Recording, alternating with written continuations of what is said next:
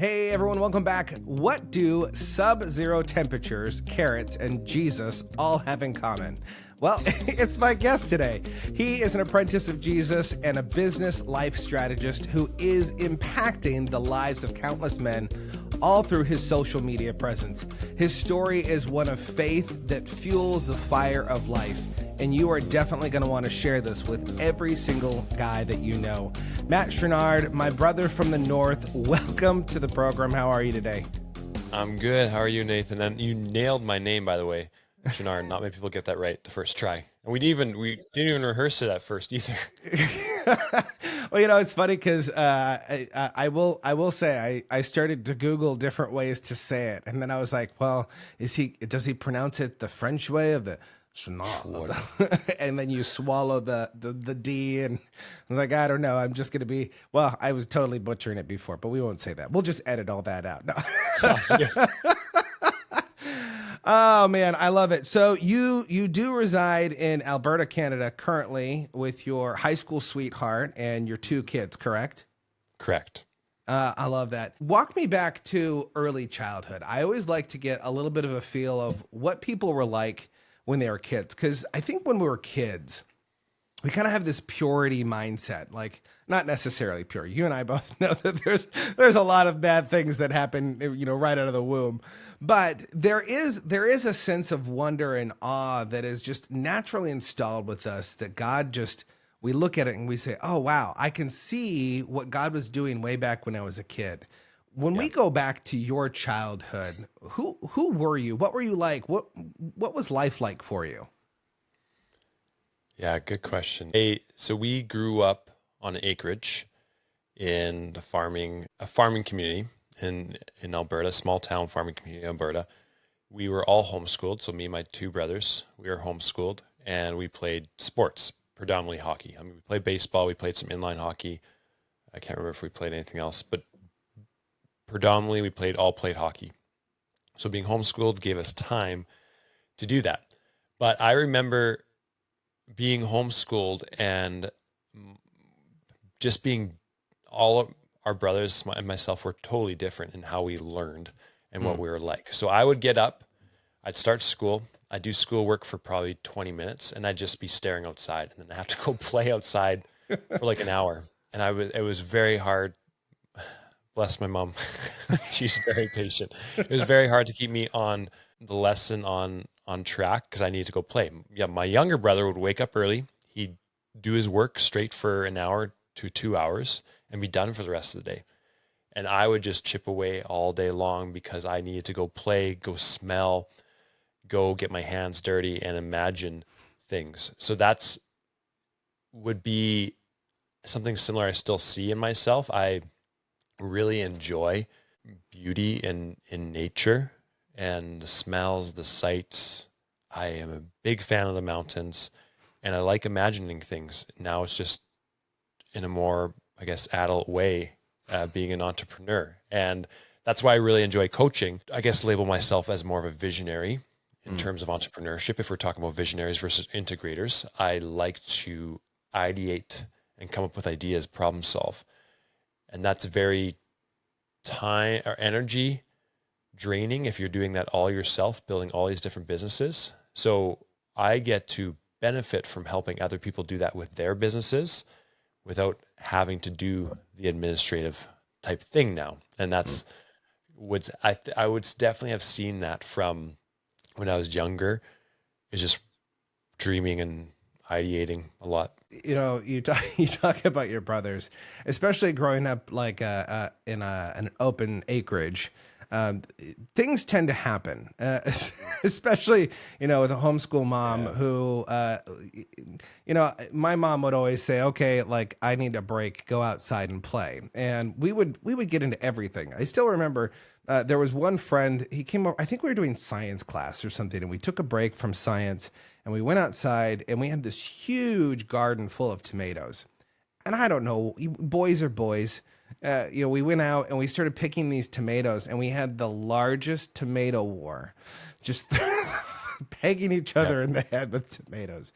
What were some of those earlier memories with your brothers that kind of instilled a sense of adventure in you? Take a bow and arrow and fire it straight up in the air and then run. How do you run? That was before it was a trend, right? Yeah, just super dumb to do. And then we had this clubhouse. I remember, so me and my friend were throwing rocks at my younger brother and his friend, like big rocks, which again, not smart. We had paintball guns, so we'd go hide in the grain bins and paintball each other. My friend came over. We go walk on the ice. But we found out later it had some sewage in it, and we fell in. Yeah, just rams, climb trees. We didn't really get any big injuries. We had some dirt bikes growing up. We had a homemade go-kart, but yeah, not a lot of big injuries. God had his hand of protection around us for sure. And some things, absolutely. Now that I have my own kids, I just see everything as like there's so many things that could go wrong. It is funny. The older you get, that is part of it. But as soon as you get kids, there's a dialing up of going, oh, that's really not a smart thing. Why are you doing that? And then you think back and you're like, I did that. Don't do what I did. Yeah. So was Camrose, is that an area of farm town? Is that a large farming community then? Yep. What did community do for you growing up? Because I find, homeschooling community, there's different all around the world, people who homeschool, it's slightly different. There's a huge community here in the Portland area and just into Vancouver, Washington. So, you have a lot of people that can get together and you get to meet other homeschool families. And they've been doing that for a number of years. They had it when I was a kid. But did you have that sense of community when you were growing up, or was it mostly just family community? Family. Yeah, we would have been, before it was trendy, like homeschooling before it was trendy, like everyone being like, hey, you're a homeschooler, so you must be really weird. How do you, isn't that the greatest question? How do you function in society?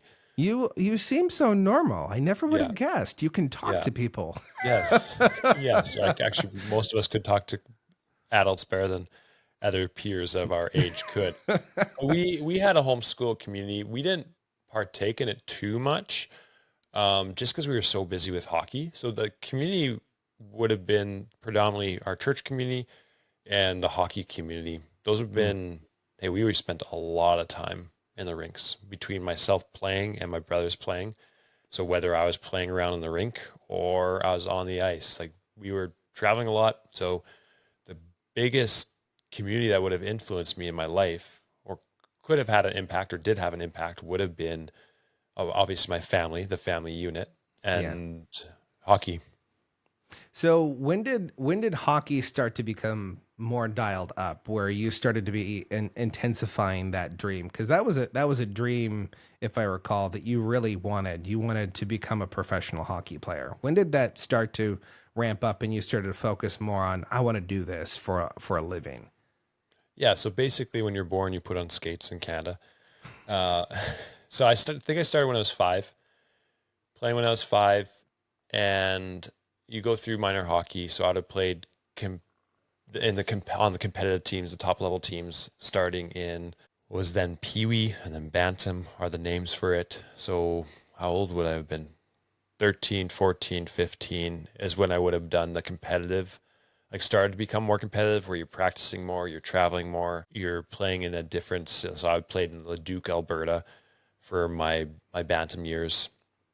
And then probably usually around 16 to 20 is when you start to become more one-track focused, meaning you're going to be just a hockey player. You're going to, if that's what you're going to do, you're going to go play junior, you're going to leave home, you're going to try to climb your way up through junior to the professional or NCAA or something like that, right? So you're trying to take the step ladder, which at the time there's multiple different, like 2 main branches you could go. You could go play WHL or the Western Hockey League, which would be, I can think, considered semi-professional, and then try to climb up and get drafted into the NHL. Or you could play Junior A, which is a junior hockey like the WHL, just a lower tier. It's tier 2. And then you go play NCAA in the States and then try to climb that trajectory from there. So did your brothers also go that track of wanting to become professional hockey players? At what point did they veer off and understand, like, maybe this isn't a place that we want to continue going? Because, you know, injuries in hockey are kind of very similar in some aspects to injuries like in American football, where your body doesn't last very long. It's kind of a rough sport. Very rough, yeah.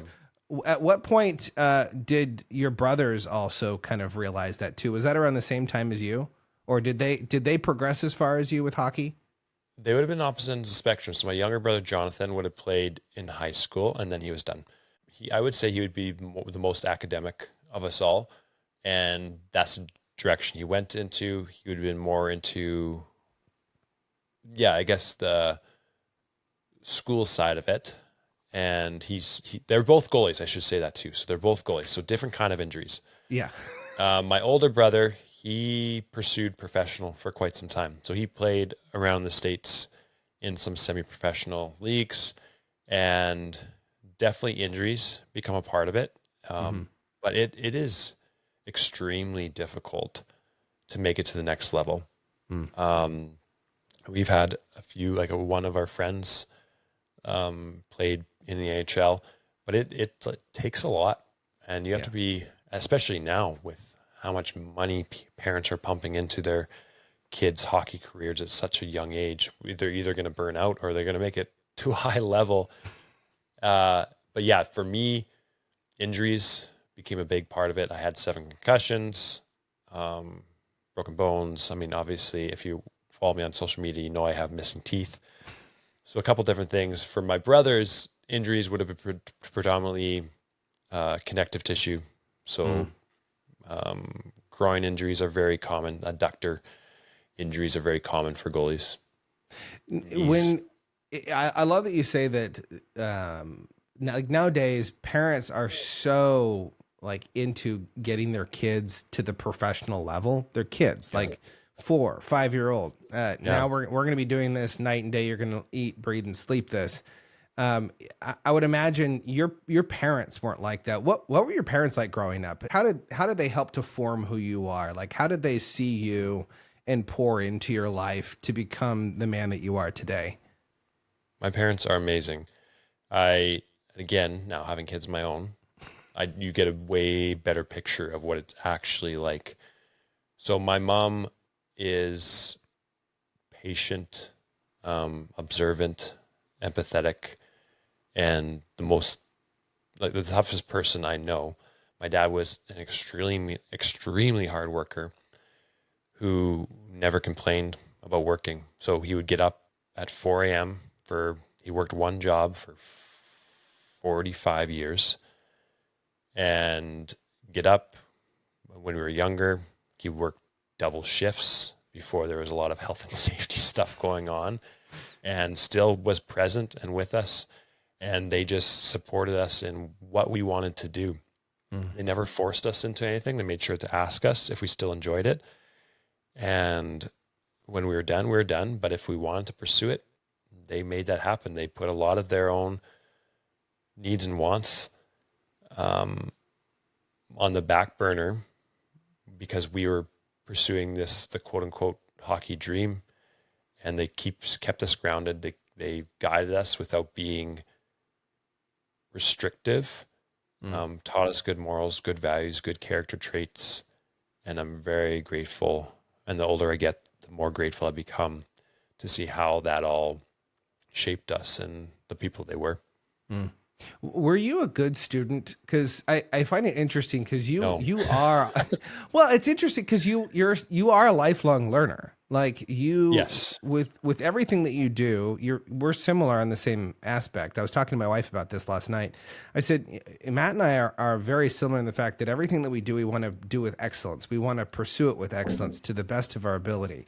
You know, when you're doing something, that's what you're doing. My high school wrestling coach said, If you're running, you're a runner. If you're singing, you're a singer. For you, if you're skateboarding, you're a skateboarder. When did the learning piece and the love of learning come into play in your life? Once I could see the application of it, like I got decent grades. By no means was I bad at school. I just struggled because I don't like memorizing and then getting the answer from that way of doing it. I like figuring out different ways to do something instead of doing this copy and paste thing over and over, which is funny because I talk about the importance of systems. So systems are important to give you freedom. Like discipline is important to give you freedom to do things. But I would get an answer in and as an example in math, but I didn't use the process that was recommended. So I wasn't able to show my work of how I got the answer, but I still got the answer. So I get bad marks in that, and that'd be frustrating to me. And as I grew up, I continued to learn. So when I got into fitness, I just dove into that and studied it over and over and over and just found all these different resources. When I got into CrossFit, studied that. When I got into business, I studied that, and just becoming really obsessed in not an obsession way, but obsessed and focused on that one thing because I could see how it could be applied. So learning about cold exposure, learning about nose only breathing and how it's so important, learning about different nutrition parts, learning about different principles and wisdoms from the Bible, like those that really interest me, those types of things. So when I can learn something and see how it directly can be applied to my life, that's when I become passionate about it. It's when I have to learn something that it just feels like, hey, it's a checkbox that I have to do. It doesn't really make sense to me. Yeah. So if we're taking the journey in your life, you go through school, you go to college or university. Is it university up there? Or is it college? College. It's college. Okay. There's college and university. Yeah. I mean, it's not really definitive. You can call it either or. I don't know. I don't want to From what I understand. Whatever those people call it. So you go to a higher level of education. What was your original focus educational wise when you were playing hockey? So I went to Briarcrest Bible College. There it is, Bible College in Saskatchewan, Moose Jaw, Saskatchewan, just outside of Moose Jaw, Saskatchewan. So I went there to play hockey. I didn't go to study. I took open studies. I took some ministry or biblical courses and some business courses, but that was not my focus. And I never actually got a degree when I went. I did 2 years and took a bunch of random courses. So then you have these 7 injuries, these 7 concussions. And was that a personal choice for you to step away, or was that more of a medical encouragement from the college saying, hey, I think we need to have you transition to something else? It would have been, no one told me to stop. I was becoming a little bit more fearful of, hey, what happens if you get too many more concussions?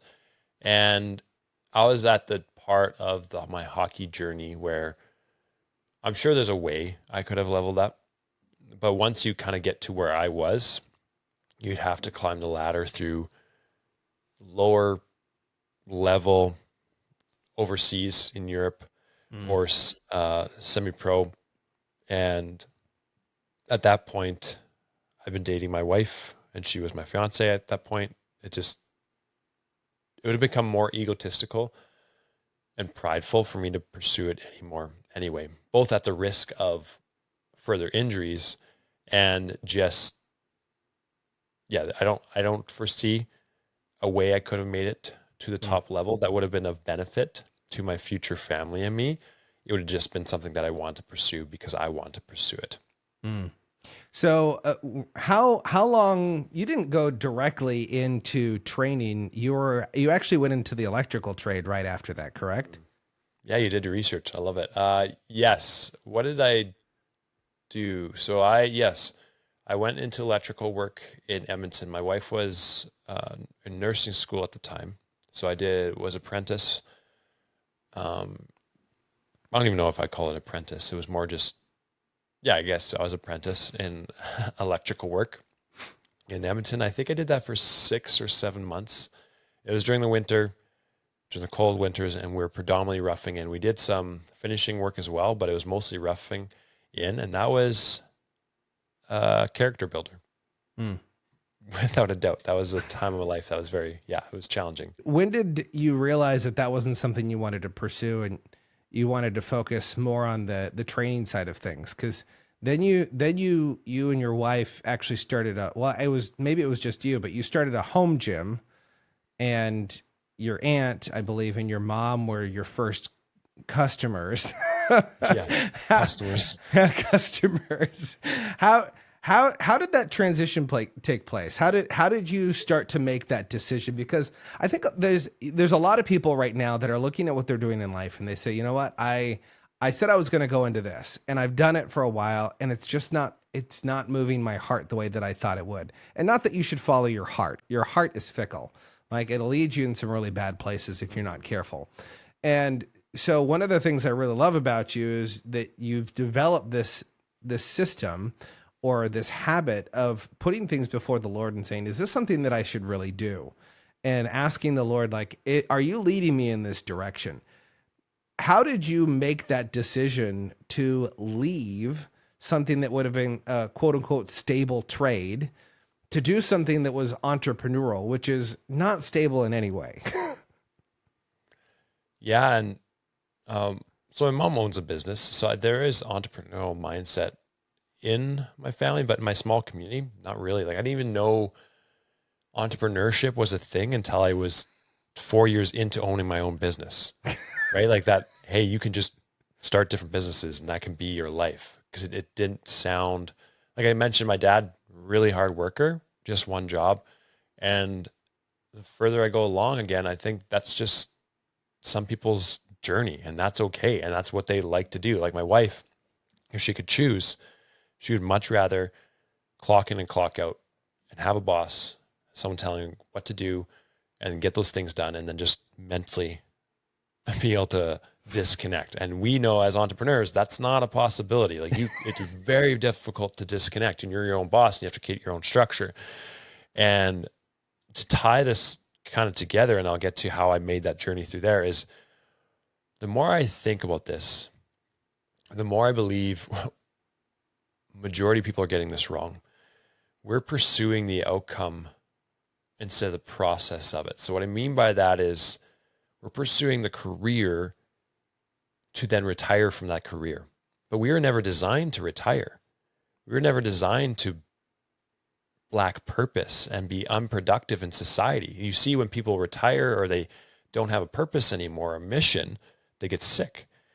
And thinking that, hey, I'm going to get to this utopia, this vacation time, this retirement time at this arbitrary age of 65, and that's when I'm going to be happy. But what if we start, you can tell I'm getting a little bit more passionate about this. What if we looked at this and said, okay, go back to my childhood, like you mentioned at the start, Nathan, is how have I been designed? What's different about me than my brothers? And how can I nurture that instead of just saying, no, I'm going to put myself in this mold, in this box, because the outcome of this job looks stable and promising.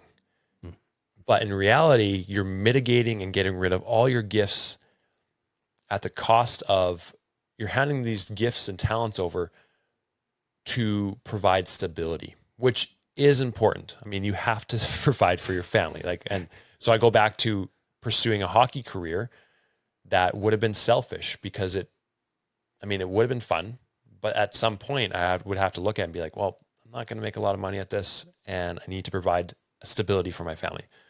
But what if you took the long road mindset and said, I'm going to nurture my gifts, whether that's as an entrepreneur or as an employee, part of a team, and I'm going to be okay with it taking time. So if you look at the normal trajectory for people is they get into a career, they get promotions, and they slowly get pay increase. And it doesn't really get, like, it's not exponential because you're just slowly climbing the ladder and then you retire from that. But what if you could nurture your gifts and your talents and slowly get better at what you're already designed to be good at, that comes natural to you, that doesn't come natural to other people? What's the exponential outcome of that? If you just take time to be patient and be like, and think, hey, I'm just going to nurture this and I'm going to love what I do predominantly for work. You have to do some things that you don't enjoy. What does that look like over the long run? If I truly nurture this and I get good at it, I could do this until I'm 80 or 90. And why wouldn't I? Because that's going to actually sustain me. That's going to give me life. That's going to help me be more me in terms of how God's designed me. So the trajectory of that is, I remember distinctly, we're in Edmonton. I was at Starbucks with my wife and I said, I'm going to own a gym one day. So then I left that job. We went back home. I started doing construction framing work. And then I hurt my back pretty bad. And I always had liked training for hockey. That was probably one of my favorite parts, is the summer of training. You're the odd person that likes Yes. that likes Yeah, the I prep like work that. to get into the game. Yeah. And so I really enjoyed that. So I got my personal training certificate, started training, making under $1,000 a month. My wife and I joke, she had an eating disorder. So we can joke about this now. So we didn't really buy a lot of food at the time, which meant we could sustain what I was doing.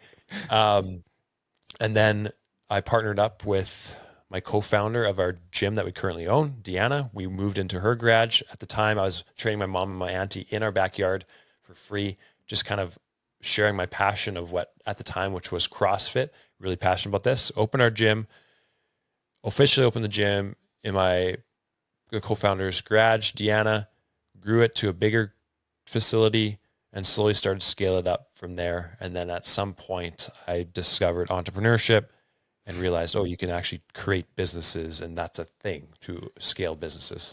Yeah. I love that, the entire crescendo into that, because I think you're right. A lot of us don't stop long enough to look back at the common threads of our life. And we do kind of get on this path of, we're focused on the goal of retiring, which is so odd to me now that I look at it. I look at life and I'm like, oh, I want to keep doing this until I'm dead. Like, Yeah. you'll have to be thing. prying the microphone off of my hand. There is an interesting piece, I think, with all of this, that I'm curious, when did you do the first ice bath on video?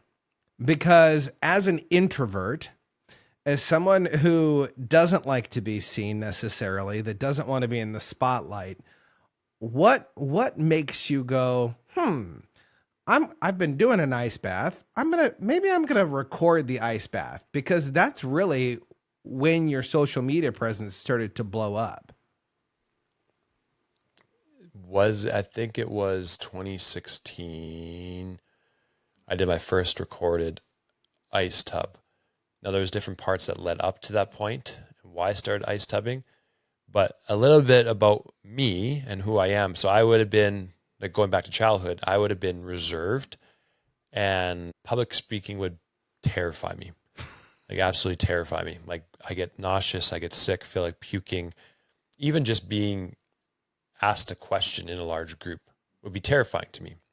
That would be a common thread. And playing hockey, this might sound prideful, but I'm 6'6". I'm a large person, and I was good. Like, I had abilities. I could have made it further. And that's not to say, like, I don't sit around the campfire now and say, kids, I could have played the big leagues. No, but to give a picture is that I had potential, quote unquote potential, that good and bad word. But I would have not fully stepped into that out of fear. Fear of making mistakes, fear of different things. So at some point I had this kind of epiphany, and while thinking I'm not going to get better at this public speaking aspect, or I'm not going to be able to share my ideas that are in my heart and my mind that I feel like God's given me to share if I don't start posting. Like, it just doesn't make sense, right? There's a lot of people who have really good ideas and really good giftings that are waiting for the opportunity, but don't realize, hey, if you want to surf the wave, you have to be in the water, or you have to get out there. No pun intended, because we're talking about water. So I said, okay, I'm going to start filming myself and posting as a social media. The reason I sat in the ice tub is because I was doing it at the time for health benefits, but I knew that would probably invite criticism, right? And not that I want criticism, but if I'm going to get over this fear, I'm going to have to put myself in a situation to do that. And I knew that being able to control my breath, organize my thoughts in this stressful situation where your body thinks it's going to die, then that's going to help me with this anxiety, this fear of public speaking or what people might think of me. And if I recall correctly, you actually signed up to take a class to sing, wasn't it? You wanted to, you took a vocal class in order to overcome that fear, right? Yeah, that would have been in college. Yeah, when I was playing hockey. I think public speaking is scary, and then I think singing in front of people is a little bit more scary.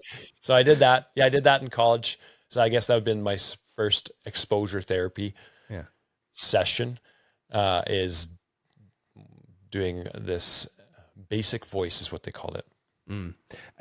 Out of curiosity, what has music and worship done for you in life? I saw a picture of you playing guitar.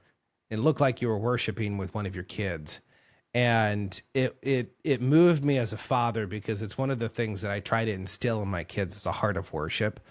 What has worship done for you? Especially during the harder times of your journey, you know, like you mentioned, you and Jaleesa both have had some medical stuff that has happened throughout your life. And I find in those really hard times, sometimes we feel they're dark times. Worship is one of those things that you may not feel like it, but just calling out and worshiping and putting the focus somewhere else really does help. What did worship do for you in those times of difficulty? Good question. I do play guitar. I don't play it nearly enough. And I mean, you're an entrepreneur. You have a lot of jobs. For 1 month and then do it for another month after. I always have some sort of music playing.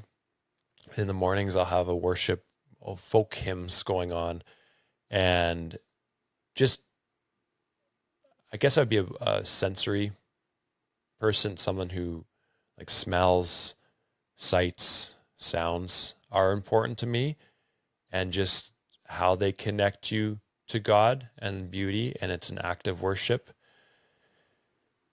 So I can't really say it's been like a distinct bringing me through something, but it's always been a part of my life, and I really enjoy it.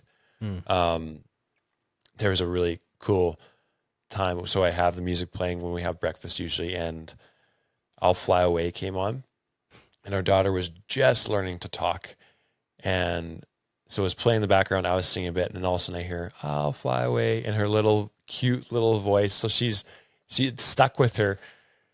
Like all these years later, like a year and a half later, she still she'll ask to hear it. She loves to sing it. So just instilling things like that, I think has been cool for me to see, but I can't really say it's been a distinct, hey, it's brought me through times. It's just always been a part of my life. Well, yeah. I love that you say that, though, that it's always been a part, because I think as a parent, with what you were just saying about your daughter, you know, hearing her start to sing, just in that cute little voice, you brought me back to a moment, like, I think it's probably like 3 or 4 months ago, when I came out into the living room, and our oldest, our 6-year-old, was leading the other 2 in worship. So they all Love have it. these microphones, and she has this guitar, and she can't play it, and so she's just strumming open string. And not only that, but all of the strings are completely out of tune because they're constantly touching the dials on them. And there was a moment where I came out, and I have this thing with my ear. Like, I can go to like a choir performance of kids, and I'll be that one parent like, oh man, could we at least get them to sing in tune? Like, I'm that parent. But I came out, and rather than going straight to that, I saw the heart of my kids. And there was something that I really loved. And the reason why I'm touching on this is because I think it's true that because having a heart of worship has kind of always been there, it's been something that you've naturally taught your kids to do. I'm curious. I always love talking to other dads. What are some of the things that you've learned from your kids?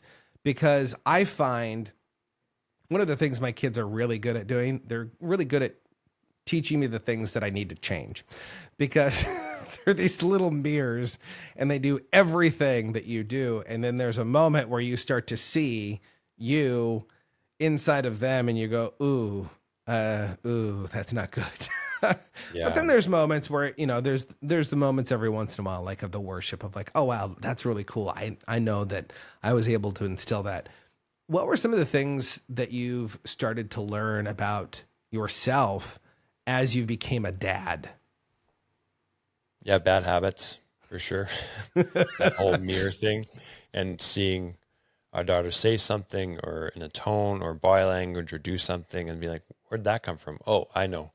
Yeah, I know where that came from. You want to point at Yeah. your spouse, but you can't. Yeah, being much more aware and not directly. So not our daughter saying anything, but a couple things indirectly would be the importance of not, like, learning as an adult too, like, the importance of not letting our emotions drive us, but being in control of our emotions, knowing why they're there and asking why they're there.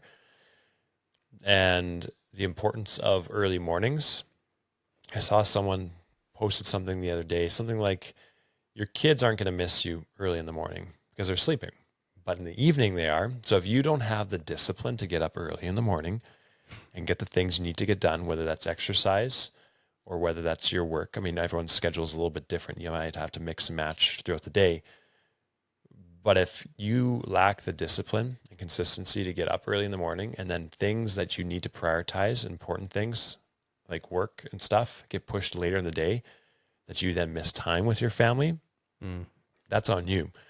And either you suffer through the discomfort of getting up early, or you're going to suffer the long-term consequences of not spending that time with your family.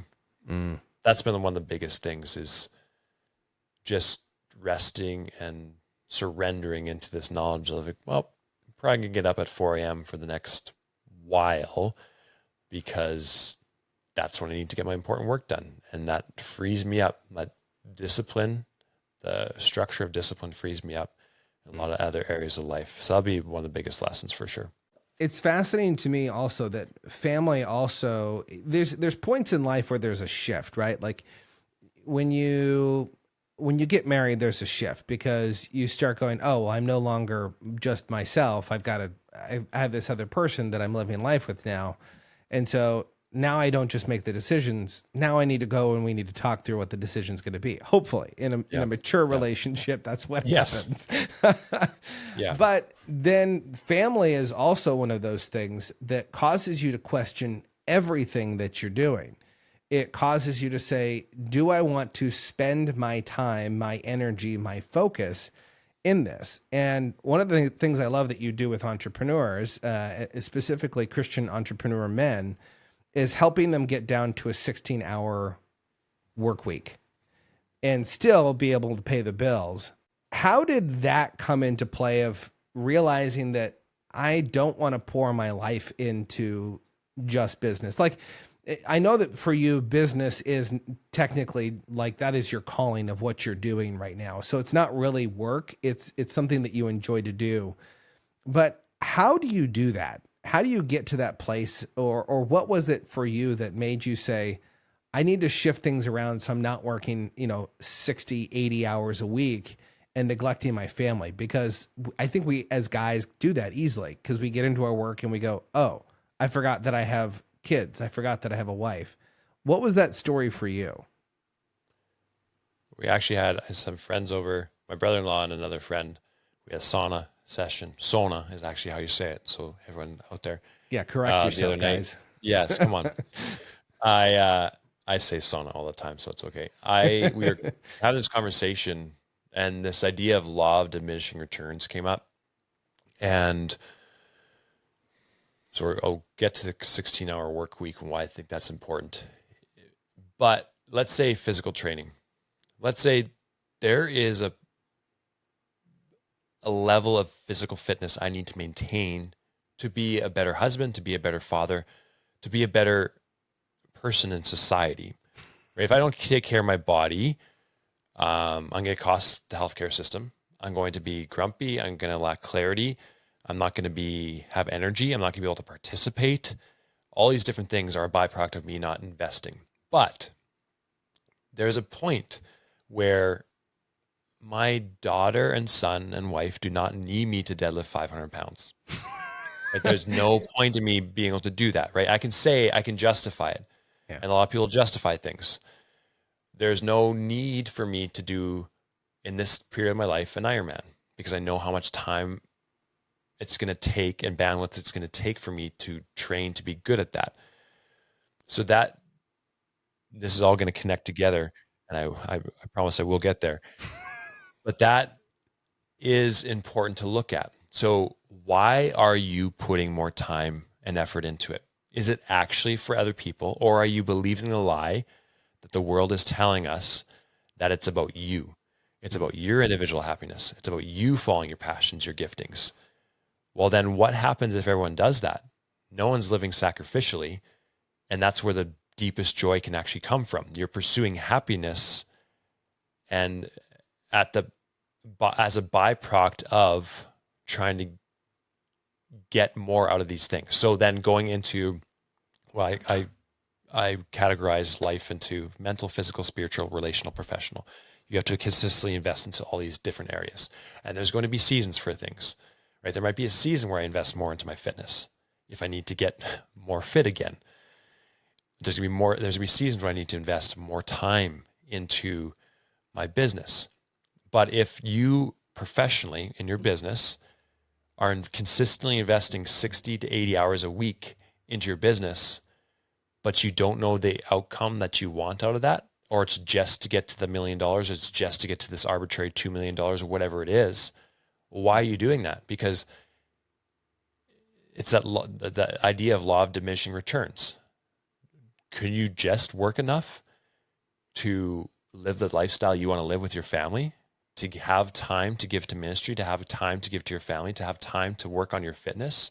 Because they all are going to borrow from one and the other. An hour spent in one area is an hour missed in another area. If I work out for 3 hours a day, something's going to come at the cost of that. Time with my family, time with the Lord, time in my business. So you have to actually measure these things and be real with yourself. So if this is why I help people reverse engineer their business goals, and you can even do this for your fitness goals, but your business goals around how you want to spend your time. So you start by defining a year out or 2 years out what you want your week to look like, starting with the quote unquote big rocks. So some people have probably done this exercise before. So your big rocks are based on your priority ladder. I'm looking behind my computer because there's God, family, friends, profession, or fitness, and then professional. So I'm going to put my spiritual deposits in there first. I'm going to invest in there first on my calendar, then my family, then my friends, then my fitness, then my businesses. So then you're using Parkinson's law, which means that the time you allot is going to expand, but your time you take to complete something is going to expand to what you allot it. So if you never clearly define this, you're going to be wandering aimlessly. So then what you do is you say, okay, that's how I want to spend my time. How do I make that happen? Then you define how much money do you actually need to take home to go on adventures with your family, to eat the food you want to eat, to give generously, all these different things. Like, what is that number to live in the house you want to live in? And then here's a little caveat I want to put on this too.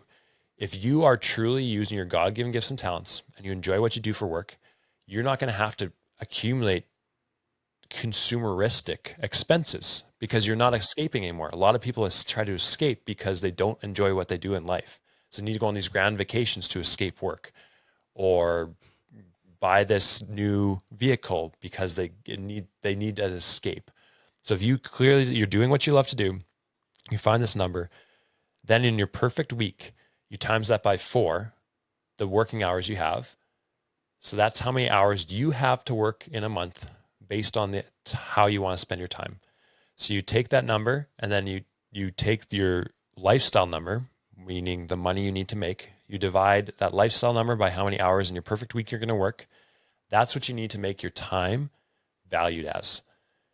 And you won't get there right away, right? Because you need to build teams, you need to build systems, you need to learn how to steward your time, money, and energy well. But what will happen is you'll spend a lot of time to get to this point, but eventually when you have systems, you enjoy what you're doing, your time's going to become more valuable in the marketplace because you become more valuable by how fast you can solve bigger problems.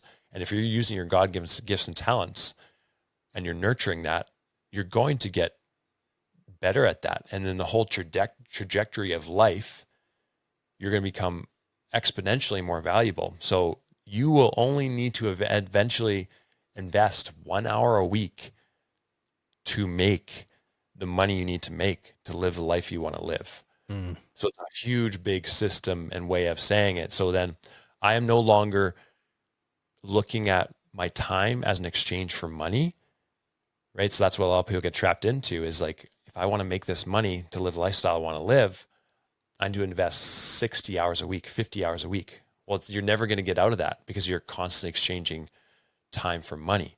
But if you leverage your gifts, your talents, systems, a team, and then just define how you want to spend your time, you reverse engineer from that.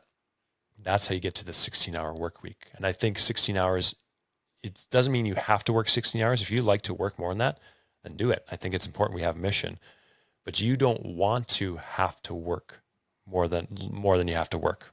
Yeah. Oh man, it's so, if you guys are listening right now, you need to push pause and you need to go back and you need to listen to what he just said over and over and over. There are so many small nuggets that he was just talking about, from focusing on the type of life that you want to design and starting from that point, talking about Parkinson's law. Like, you got to go back and you got to listen to this, because there are so many key pieces that will help you unlock where you are to move to where you want to go. And if you want more help, make sure you go and you follow Matt. He's got a great social media presence, whether that's on Instagram or YouTube. I want you to go and check him out. I do have a couple more questions here before we wrap up. During COVID, a lot of people around the world were impacted. And, being in the United States, things were a little bit different here. Canada, definitely a whole nother ball game. Every country did things differently. For you, your business was just completely shut down. And not only was it shut down, it was shut down over and over and over again. One of the things I like to talk about on the program is the furnace moments.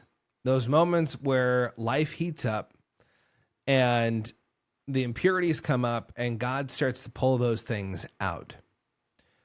How have difficult times helped you to become the man you are today? Yeah, that was a difficult time. I mean, we're still not fully out of it, but as a ripple effect. But yeah, to give some context for people who don't know, own a gym, we got shut down 5 times. So open and closed 5 times, had to change our model 5 different times, our business model. So if you're an entrepreneur, building a model once is enough for a lifetime. And then we couldn't use our building for 7 months total. My wife lost her 9-year nursing job. All in all, I did the math, So with my wife losing her job, her pay, losing maternity leave, losing the revenue, losing our life savings, it was like $1.2 million over that 3 or 4 year period. And also losing a dream that I had. Like I was going to build this $2 million building. We're going to have heat and cold exposure. We're going to have a gym. We're going to have a coffee shop, which is all good things to help people. But talking about the furnace, talking about the fire, I think there was some greed probably that needed to be refined out of me for sure. And because again, I'm going back to 5 minutes ago talking about we can justify anything, right? We can justify building anything, doing anything, and say it's for other people, it's for good. But a lot of that stuff would have been egotistical for me to build a bigger business, to build a bigger building. And now I'm at the point where I actually don't mind a small business that is profitable, that's less stressful, that serves my life instead of fully engulfs it. So, and I've obviously, we don't know what God's doing in everything, but I think there is a piece of this that I wasn't ready to steward a lot back then, right? I don't know what would have happened if I had everything I was dreaming and visioning up at the time, but I feel like I'm getting closer to that and to living life in this posture of, okay, this is what I'm going to do, and I'm going to pursue this. And if it doesn't work, okay, it's okay, because God is good and he doesn't withhold stuff from us that are good. If I don't receive it, it means it probably wasn't good for me, or I don't see the whole picture. And maybe I won't see the whole picture while I'm here. But I can rest and surrender into that more, in knowing that he sees us and he knows us and he knows what's good for us. And if I don't have something, if I don't receive something, if I go through something, he's enabled me to go through that for some sort of reason. So I can be a closer reflection of him. And I would say that hopefully, I am more Christ-like from having gone through that. Have less, like we're building back. We definitely will build back to what we were and beyond that. But I definitely have less than I did at the start of that process, at the start of that journey. And my wife and I have a deeper relationship. I have a deeper relationship with God and I have more time, and I have this system now to help with my time and other people's time, which, yeah, I think it was a good thing to go through. I don't want to go through that again, because I told Jaleesa, as it felt like the past 5 years, it's just been trying to, and God's provided. He's been gracious through it all. He's provided just the right time. But yeah, it was hard. As you were talking, I had this picture of exactly what you were just talking about. And for those of you that know me, I like to think in pictures. People will speak, and then I have like these pictures that come to mind. And as you're talking about, right now, you're just not ready for the big dream that God's put in your heart. Right now, God is developing your heart. He wants you to let go of some things. He wants you to develop some areas of your life before you get to the point that he wants to take you. You think of the story of Joseph.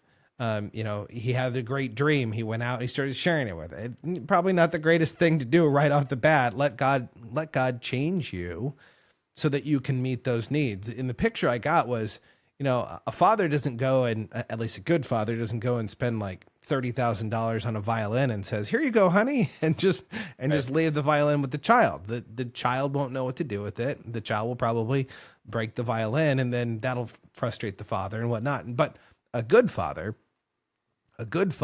will get an instrument that is right for the child, for where the child is. And then the child will start to fall in love with that instrument, fall in love with using it and learning it. And then one day the father will come in and say, "Hey, I have this beautiful instrument that I want to give you. It's time." And as that picture came to mind, I was thinking a number of years I got to see the Land Philharmonic. I don't know if you've heard of this group. It's a bunch of kids, and they essentially they're in a very impoverished country, and they take trash and they make it into instruments. So they have a violin made from trash. And what's interesting is there have been donors who have gone to this school that does this whole thing with these kids, and they've said, we'll buy instruments, we'll get you guys nice instruments, and they say, no, we're good with the instruments that we have. And I say all that because what you said is so key. Fall in love with the instruments that God gave you, learn them, love them, and use them. Matt, I really do love this conversation. There's so much more I think that we could unpack. I have one more question to ask you, but before I ask it, for all of you listening, I really do want to encourage you, go and watch Matt.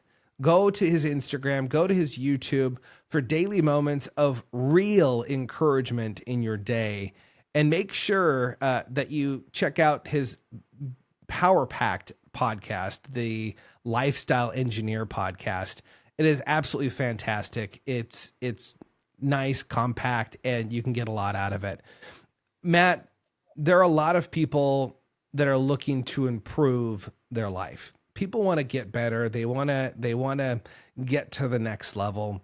And I've heard you talk about it. Like, there's a certain point within life that until you know Jesus, there's only a certain level of success and significance that you can really have. But take the person that does know Jesus, and they want to become more. They want to become more of who they were created to be. What is more than before mean to you, and what action step would you encourage the person listening right now to take to help them discover more of who they are and to lean into that? I think it's important to ask what success is and why you want it. So if we define success as a worldly success, money and things, prestige, influence, whatever it is, then you have to ask yourself, is that what you're pursuing? Because I would not define that as success. I think that can be the byproduct of utilizing your God-given gifts and talents. But I think success is daily stepping into and stewarding what you've been given. And if the byproduct is those things, then great. But you then have to ask yourself, are you building your own kingdom or are you building God's kingdom? And when I say these things, anything I've said on this podcast today, I speak to myself too. I'm not perfect at this. I'm an imperfect human being. But are you pursuing the outcome of success instead of submitting and being okay with the timeline of who God's creating you to be? And kind of going back to a couple of minutes earlier, that's what I'm starting to lean more into and surrender more into is God knows exactly what I need. He knows exactly who I should be. He knows exactly what I need to go through. And I need to surrender into every season of life. But that doesn't mean I should withhold and be impatient, because inaction is still an action. So you need to take action in a direction utilizing what you've been given in this moment right now. You can plan, you can dream, you can envision what you want, and you can move in that direction. And if it's not a good thing, be grateful that's been taken away from you, right? So a lot of, think in the Bible, how many times God just interrupted people's plans and their path, right? Like getting swallowed by a fish. All these different things is like, if you're going in the wrong direction, I think you can be confident that it will be stopped. And I think it's more important that you just surrender into knowing that, hey, whatever is going to be the byproduct is going to be the byproduct, but you need to find the joy in the process. You need to rejoice in the process. You need to be grateful for everything you have now, because if you're not grateful and you can't find that gift of presence to be present where you are right now, your life is going to be filled with a bunch of moments in the present that you're never present for because you're always in the future. So that's a common problem for dreamers, is you're always in the future mindset instead of in the present moment and grateful for what you have now. So I don't actually know if I answered your question at all, Nathan. I think you did in a really great way. And if you didn't catch everything, go back and listen to this episode. There are so many things that Matt said that could really help you right now, where you are, whether you're struggling or whether you're on top of the world right now. There are things within Matt's story that if you go back and listen to, you will get some massive gold nuggets that you will want to apply. In fact, I always love getting to the ends of the episodes because I get to go back and I get to listen to them over and over, and I probably get more out of the episodes than anyone. For all of you listening right now, make sure you go check out Matt. Thank you so much for coming on the program. For all of you out there, it has been such a pleasure to be able to share Matt's story with you. Make sure you share it. Go share this with another guy that you know that needs some encouragement today where they are. And if they want to become more in that space of where God has created them to be, to not only be successful, but significant, make sure you go check out Matt. So until next time, remember to be more, see more, and experience more than before.